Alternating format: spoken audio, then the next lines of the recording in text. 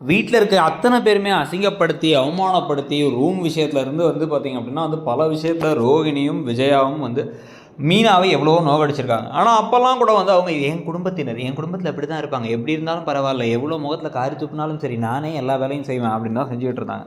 ஆனால் எப்போ முத்து வந்து திருப்பி இன்னும் மறக்காமல் வந்து அண்ணன் இருக்கும் போது வந்து அண்ணன் ஓடி போயிட்டா உனக்கு தாண்டா கல்யாணம் பண்ணி வச்சுருவாங்க அப்படின்னு தன்னோட ஃப்ரெண்டுக்கு சொல்லி வாழ்க்கை ஃபுல்லாக லாக் ஆகி இப்போ பிரச்சனையாக இருக்கும் அப்படின்னு சொன்ன உடனே அப்போ நான் அவருக்கு வந்து ஒரு பிரச்சனையாக தான் இருக்கேனா, அப்படி ஒரு பிரச்சனையாக இருக்க ஒருத்தர் வீட்டில் வந்து எனக்கு இருக்கவே தேவையில்லை அப்படின்னு கடும் கோபத்தில் எங்கேயோ கிளம்பி போயிட்டாங்க.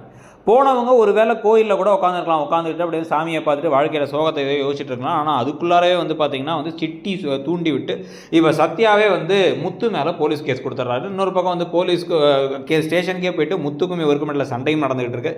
இப்போ மீனா திருப்பி வந்து என்ன மாதிரி ஒரு மாற்றத்தை கொண்டு போகிறாங்க, என்ன நடக்கும்னு உங்களுக்கு தோணுதுங்கிறத சொல்லுங்கள். தேங்க்யூ.